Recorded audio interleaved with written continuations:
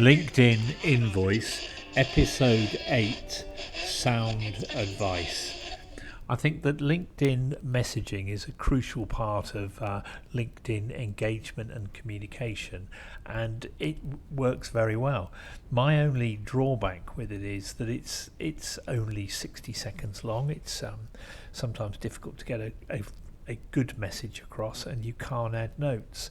When I use it, I tend to add a line or two of text afterwards to give it some context, so when people are looking through their sort of inbox and they see a whole load of blue lines, at least with a few lines of text underneath, it gives it a bit of context, and it's easy to find the message that they're actually after finding.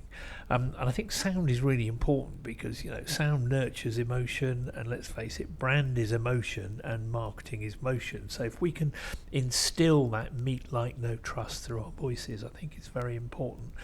There are other options that I tend to use. One of them is an app on my iPad, which makes it incredibly easy to do longer than 1 minute sort of recordings, and I can add notes as well.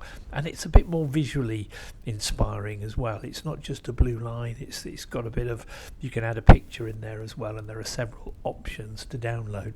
And also with my Android phone, I use Easy Recorder Pro. Now you can make a video of this, but without the words tracking across, but at least then it's something visual, and it doesn't take long to upload it to SoundCloud. And I know the point of LinkedIn messaging and using the audio is it's convenient and it's quick, but I think sometimes it's worth going just that little extra mile in order to make sure that that audio is actually more visible.